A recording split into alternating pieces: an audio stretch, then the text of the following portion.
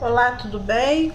Então, vamos a mais uma aula sobre, hermenêutica. Na disciplina de hermenêutica, nós paramos a última aula falando sobre o amor ao próximo, o preconceito e o ódio do coração. O próximo já não pode ser definido em termos limitantes. Sua falta de amor não é que ele não teria ajudado o homem deixado na miséria, mas sim que odeia os samaritanos e despreza os sacerdotes. Foi as últimas falas do vídeo anterior. Então, nós vamos dar continuidade aqui. A gente estava referindo aqui a filho pródigo, ao bom samaritano, falando sobre amor, ódio e miséria, essas coisas,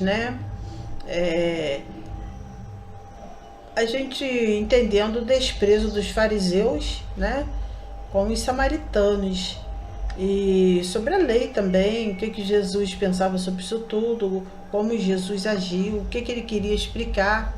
Então aqui, assim também é a parábola do filho pródigo. O contexto é a queixa dos fariseus de que Jesus aceita o tipo errado de pessoa e toma refeições justamente com os tais. As 3 parábolas acerca de coisas perdidas em Lucas 15 são a justificativa de que Jesus apresenta quanto às suas ações. Na parábola do filho perdido, há apenas 3 pontos de referência: o pai e seus 2 filhos. Aqui também a posição que a pessoa ocupava determinava aquilo que ouvia. Mas de qualquer maneira, a lição é a mesma. Deus não somente perdoa livremente os perdidos, como também aceita com grande alegria. Aqueles que se consideram justos revelam-se ímpios se não compartilharem da alegria do pai e do filho perdido. Os ouvintes de Jesus naturalmente se identificam com o filho perdido, como todos nós certamente devemos fazê-lo. Mas este não é o verdadeiro impacto da parábola, que deve ser procurado na atitude do segundo filho. Ele sempre estava com o pai, mas se colocara no lado de fora. Deixou de compartilhar o coração do pai com seu amor por um filho perdido. Conforme o que certo amigo disse recentemente, você pode imaginar alguma coisa pior do que voltar para casa e cair nas mãos do irmão mais velho? Em cada um desses casos, e noutros também, as dificuldades exegésicas entre você e o auditório original de Jesus,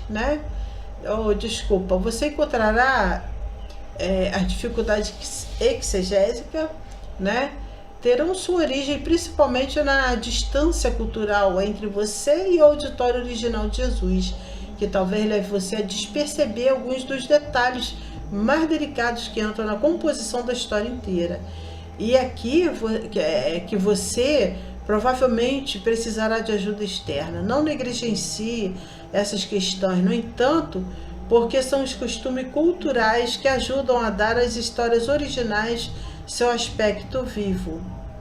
As parábolas sem contexto.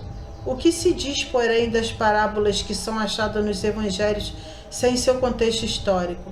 Visto que já ilustramos essa preocupação no capítulo anterior, usando a parábola dos trabalhadores na vinha, em Mateus capítulo 20, verso 116, faremos aqui apenas uma breve recapitulação.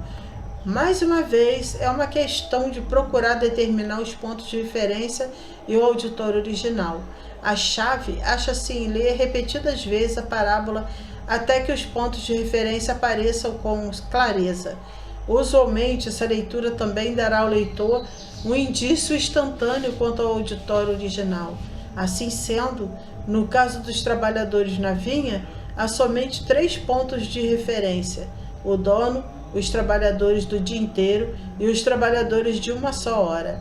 Esse fato é facilmente determinado porque estas são as únicas pessoas que são focalizadas quando a história chega à sua aplicação.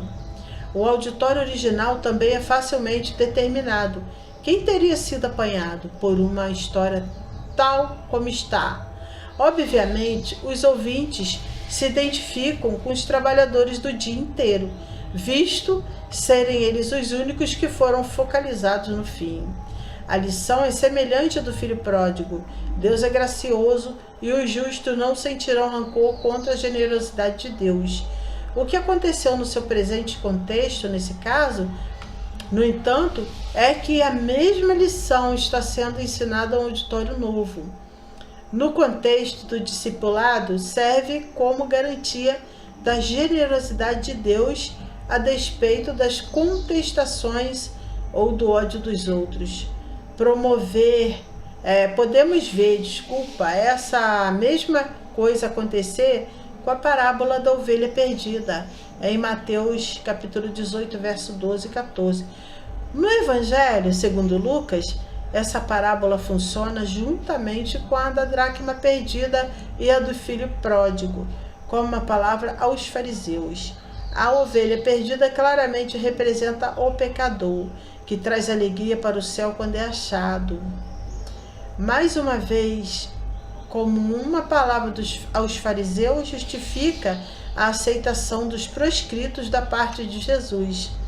Mas quando é ouvida pelos proscritos, é uma garantia para eles de que são o objeto da procura feita pelo pastor amoroso. Em Mateus, a parábola faz parte da coletânea de ditos acerca dos relacionamentos dentro do reino. Nesse novo contexto, a mesma lição está sendo ensinada, o cuidado de Deus para com os perdidos. Mas aqui, os perdidos são ovelhas que se desgarram. No contexto de Mateus, trata da questão daquilo que fazemos em prol dos pequeninos que têm fé fraca e que tendem a extraviar-se. A comunidade de Mateus é advertida no sentido de que nenhum dos seus membros deve ser culpado de fazer um pequenino extraviar-se. Nos versos 10 e 14, parábola da ovelha perdida lhes conta do outro lado que deve buscar o extraviado e trazê-lo de volta com amor para o aprisco. A mesma parábola, a mesma lição, mas é contada a um auditório diferente, totalmente diferente. Então,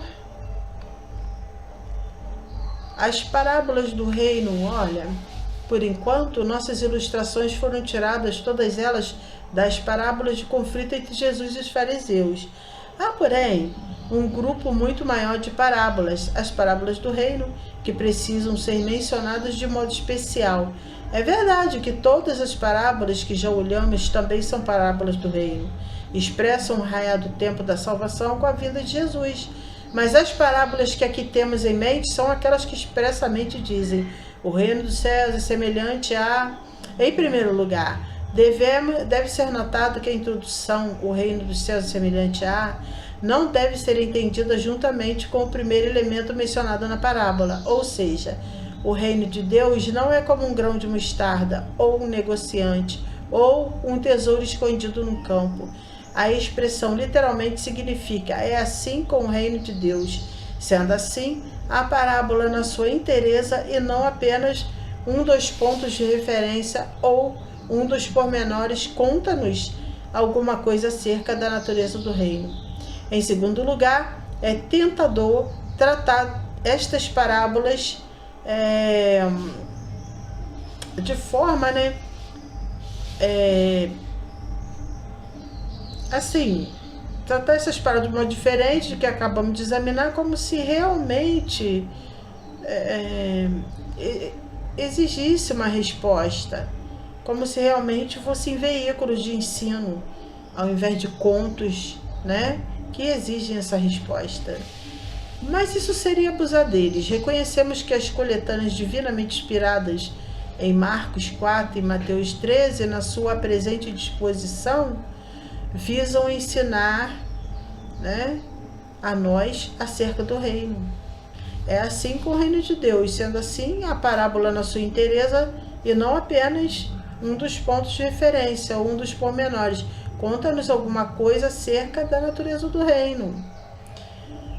Então, o reino de Deus não é como um grão de mostarda. ou um negociante, ou um tesouro escondido no campo. A expressão literalmente significa é assim como o reino de Deus. Sendo assim, a parábola, na sua inteireza, não apenas um dos pontos de referência ou um dos pormenores, conta-nos alguma coisa acerca da natureza do reino. Em segundo lugar, é tentador tratar essas parábolas de modo diferente do que acabamos de examinar, como se realmente fossem veículos de ensino, ao invés de contos que existem numa resposta. Olha, em Marcos 4 e Mateus 13, na sua presente exposição, vimos ensinar a nós acerca do reino. Mas, originalmente, essas parábolas faziam parte da proclamação do próprio reino que Jesus fez, como sendo o reino que raiou com a sua própria vinda. Elas mesmas são veículos da mensagem que conclamam a uma resposta ao convite de Jesus e a sua chamada ao discipulado. Consideramos, por exemplo, a parábola interpretada do semeador em Marcos 4, Mateus 13 e Lucas 8, que Marcos corretamente vê como sendo a chave às demais. Você notará que aquilo que Jesus interpretou são os pontos de referência. Os 4 tipos de solo são como os 4 tipos de resposta à proclamação do reino, mas a lição da parábola é a urgência da hora. Cuidai como ouvis. A parábola está sendo semeada. A mensagem das boas novas do reino, a alegria do perdão, a exigência e o dom do discipulado têm a primazia. Escutai, portanto, prestai atenção. Sede solo frutífero. Será notado, portanto, que a maioria dessas parábolas são endereçadas às multidões como sendo discípulos em potencial. Então, nós vamos parar por aqui e vamos dar continuidade no próximo vídeo, tá bom? Fique com Jesus, Deus abençoe.